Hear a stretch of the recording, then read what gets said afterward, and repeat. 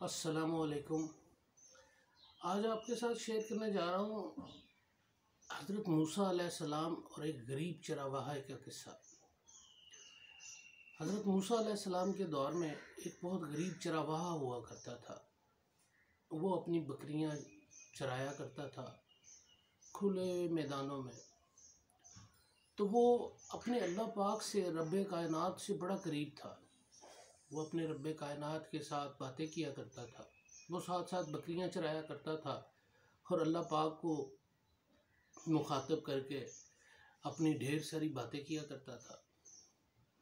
یا اللہ پاک، وہ کہا کرتا تھا کچھ اس طرح سے کہ یا اللہ پاک، اگر تمہیں مجھے مل جاؤ تو میں تمہاری خدمت کروں، میں تمہارے بال بناؤں، میں تمہارے سر پہ تیل لگاؤں، میں تمہاری خدمت کروں۔ اگر تم کبھی بیمار پڑ جاؤ تو میں ساری ساری رات تمہیں اٹھ کے دیکھوں، میں تمہارے ساتھ پیار کروں، میں تمہیں اچھے اچھے کھانے کھلاؤں، میں تمہیں اچھی باتیں کروں۔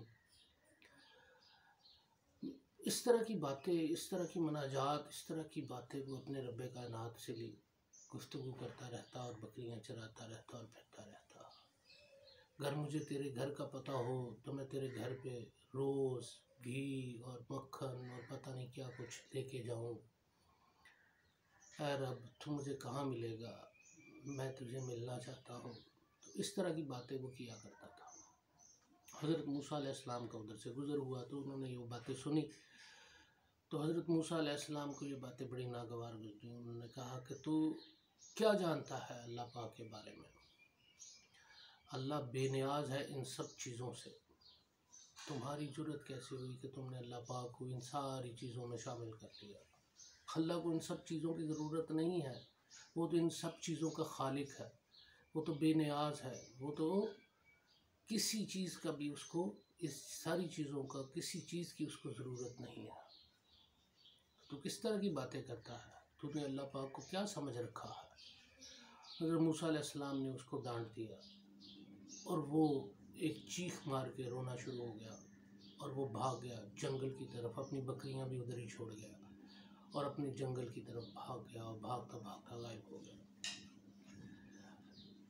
حضرت موسیٰ علیہ السلام جب اللہ پاک سے ہم کلام ہوئے تو اللہ پاک نے کہا، اے موسیٰ، تو نے میرے بندے کو مجھ سے جدا کر دیا۔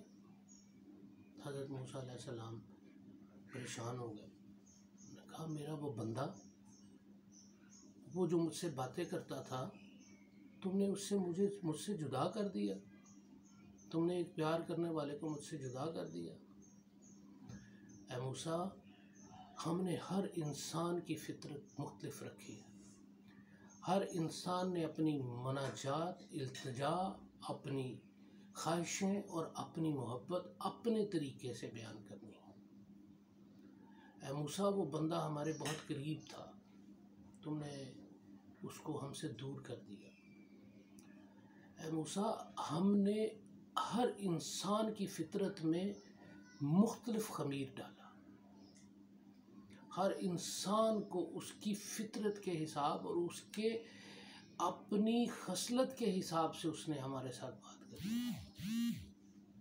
اے موسیٰ، ہم نے اس کو اپنے قریب رکھا تھا، ہمیں اس کی اس طرح کی باتیں، التجائیں بڑی پسند تھیں۔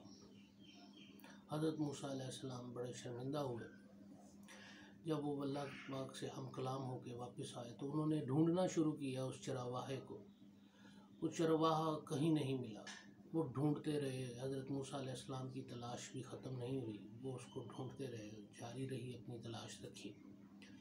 ایک دن وہ کہیں جنگلوں سے بھٹکتا ہوا مل گیا تو حضرت موسیٰ علیہ السلام نے کہا، میں تم سے معافی مانگنا چاہتا ہوں، میں نے تمہارے ساتھ تمہیں روکا، تمہاری باتوں سے، تمہیں اللہ سے باتیں کرنے سے روکا۔ تم چاہو تو اس کو اس طرح سے جس طرح چاہو جاری رکھ سکتے ہو۔ تو اس غریب چرواہے نے کہا، آپ نے تو میری آنکھیں کھول دی، آپ نے تو مجھے دیدہ ور کر دیا، آپ نے تو مجھے وہاں پہنچا دیا جہاں میں سوچ بھی نہیں سکتا تھا۔ اب میری وہ منزل نہیں، اب تو میں کہیں اور کا ہو کے رہ گیا ہوں، اب میں کہیں اور کا ہوں، اب میری وہ حالات نہیں رہے، نہ میں میرا وہ حال رہا، نہ میرا وہ حالات رہے، تو مجھے اللہ پاک کے کسی اور جگہ پہ، کسی اور درجے پہ ہوں۔ تو اب وہ میں اس کنڈیشن میں تو رہا ہی نہیں، تو یہ سب آپ ہی کی بدولت ہوا۔ تو اس سارے واقعے کا مقصد اور سارے واقعہ آپ سے بیان کرنے کا مقصد یہ ہے کہ اللہ پاک سے مناجات آپ نے اپنے طریقے سے کرنی ہے، آپ نے اپنی سوچ کے مطابق کرنی ہے، اپنی فطرت کے مطابق کرنی ہے۔